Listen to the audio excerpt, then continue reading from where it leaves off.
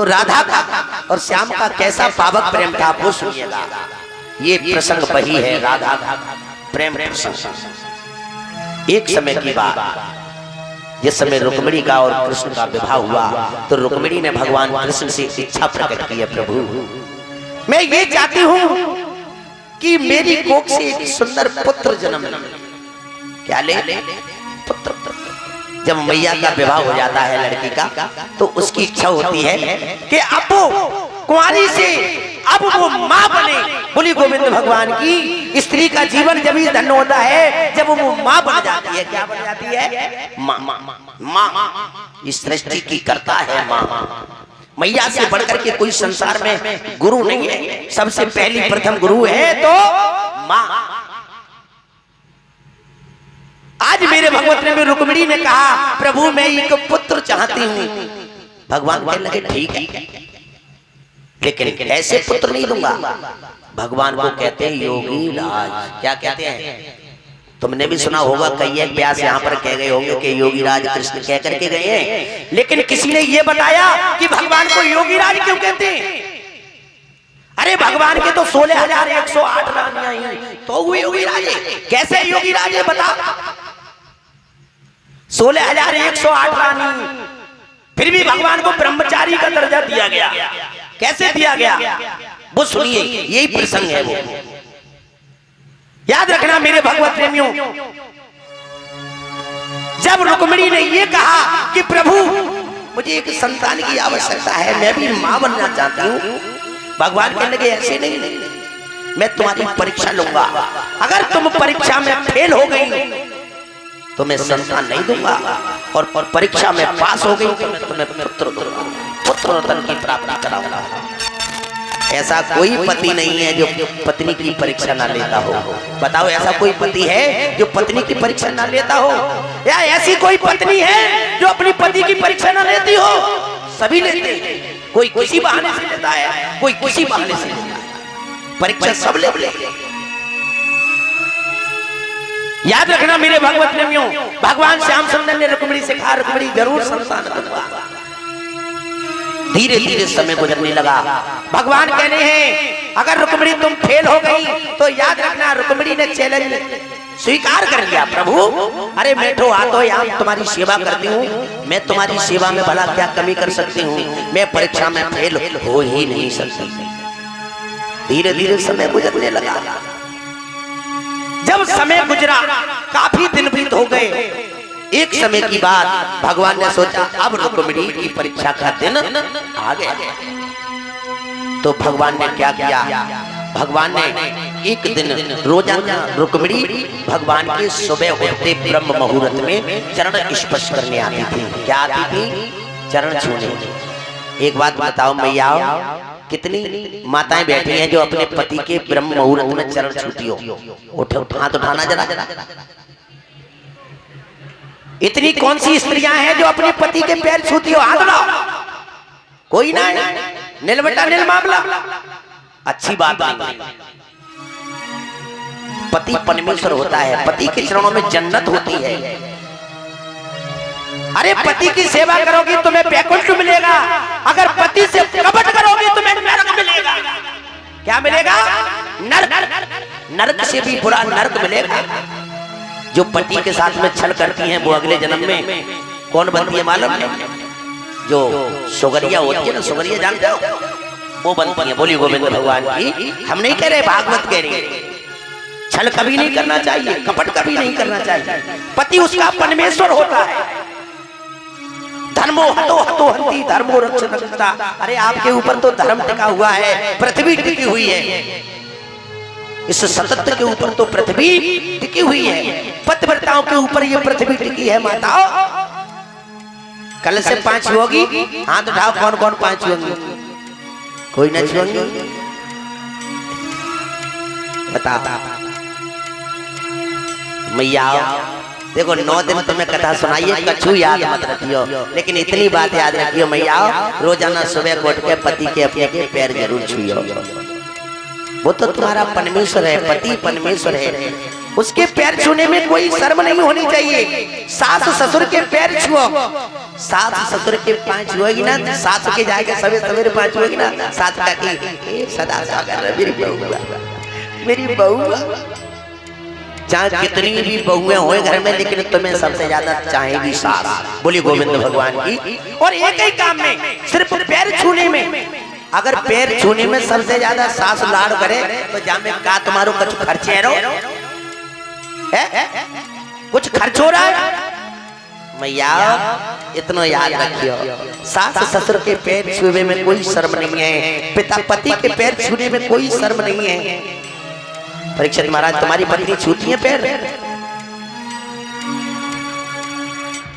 छूती है ना? छूती। वैसे हम कहने को थे, लेकिन कहीं नहीं है। जो सोचते हैं सुबह को हवन करते हैं ना, तो भी तुम्हारे पैर नहीं छूती हैं। बोली गोविंद भगवान की।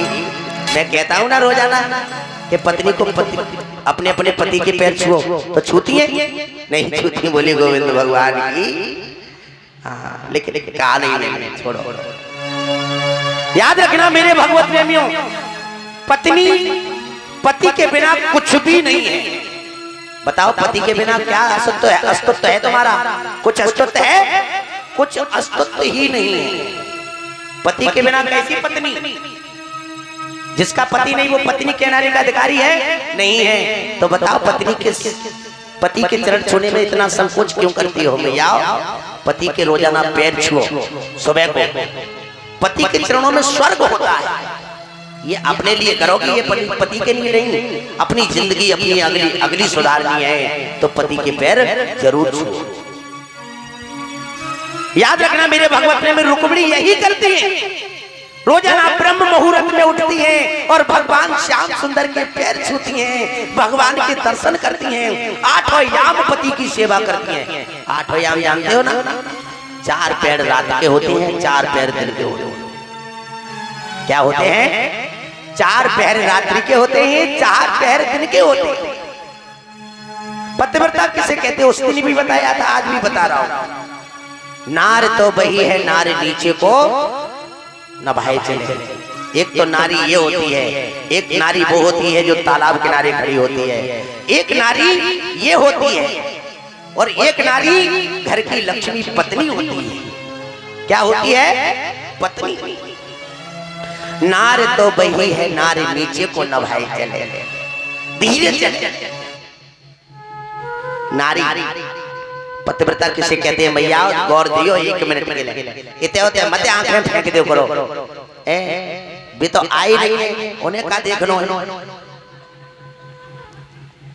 नार तो वही है नार नीचे को नभाए चले, धीरे चले होले बोले। पतिव्रता किसे कहते हैं? नार तो वही है नार नीचे को नभाए चले, धीरे चले होले बोले। पतिव्रता के लक्षण है ये, धीरे धीरे चलना चाहिए हमेशा। पतिव्रताएं धीरे धीरे चलती हैं। नार तो वही है नार नीचे को नभाए चले, नीचे को दृष्टि डाल करके। ये नहीं है कि घूंघट एक हाथ का मार लिया तो वो पतिव्रता हो गई, ऐसा कुछ नहीं है। ऐसा कोई प्रमाण भागवत में नहीं है। ऐसा नहीं है कि घूंघट मार लिया तो वो साफ सुलक्षणी स्त्री है, ऐसा कुछ नहीं है। स्त्रियों के नेत्रों में संस्कार होते हैं, घूंघट से कभी पतिव्रता नहीं होती। नार तो वही है नार नीचे को नभाए चले, नीचे को दृष्टि होनी चाहिए हमेशा, नेत्र हमेशा झुके होते हैं पतिव्रता नारियों के। नार तो वही है नार नीचे को नभाए चले, धीरे चले होले बोले। धीरे धीरे चलती हैं पतिव्रताएं, होले होले बोलती हैं, कोई पड़ोसी भी आवाज नहीं सुन पाता उनकी। नार तो वही है नार नीचे को नभाए चले, धीरे चले होले बोले। कोड़ी हो कलंकी हो चाहे धनीहीन हो, चाहे उसका पति कोड़ी है चाहे कलंकी है चाहे धनीहीन है, कोड़ी हो कलंकी हो चाहे धनीहीन हो, हिल मिल काट ले सारी लाचारी को, उसे पतिव्रता कहते हैं। हिल मिल काट ले सारी लाचारी को। सुख दुख में स्त्री और पुरुष का संग होता है। ऐसा नहीं है कि दुख पति पे पड़ जाए तो पत्नी छोड़ के भाग जाए, ऐसा कुछ नहीं है। अगर पत्नी पर दुख पड़ जाए तो पति को पत्नी का साथ देना चाहिए, अगर पति पर कष्ट पड़ जाए तो पत्नी को पति का साथ देना चाहिए। यही तो जोड़ा है। रुक्मिणी मैया आठों याम भगवान की सेवा कर रही है परीक्षित महाराज। एक भी क्षण सोच रही है कि मैं परीक्षा में फेल ना हो जाऊं। धीरे धीरे काफी दिन तक चलता रहा। एक समय भगवान ने सोचा अब रुक्मिणी की परीक्षा लेनी चाहिए। तो भगवान ने क्या किया, भगवान ने बेड पर भगवान लेटे हैं, सो रहे हैं सेज पर भगवान। तो उसी समय भगवान ने क्या किया, अपने प्राणों को खींच लिया और माउंट एवरेस्ट चोटी पर पहुंचा दिया। ये देख रहे हो ना, ये चोटी किन किन के यहाँ तो नहीं हो, चोटी काऊ का एक आध के तो होगी। ये चोटी क्यों रखाई जाती है, यहाँ पर 10वां द्वार होता है। क्या होता है, 10वां द्वार। माउंट एवरेस्ट चोटी भगवान ने अपने प्राणों को यहीं पर खींच लिया। परीक्षित महाराज गौर दो, इधर उधर ध्यान दें। भगवान ने यहाँ पर अपने प्राण को खींच लिया 10वें द्वार पर। जब यहाँ पर प्राण खींच लिया तो पूरा शरीर मुर्दा हो गया, बिल्कुल ठंडा पड़ गया पूरा शरीर, प्राणहीन हो गया। रुक्मिणी मैया आई और मैया ने क्या किया, सबसे पहले मैया ने मुख को देखा। जब मुख को देखा तो भगवान के पैरों तरफ आई और पैर छुए भगवान की। जैसे ही पैर छुए तो पैर बिल्कुल ठंडे पड़े, पैर बिल्कुल ठंडे हो गए भगवान के। रुक्मिणी घबरा गई।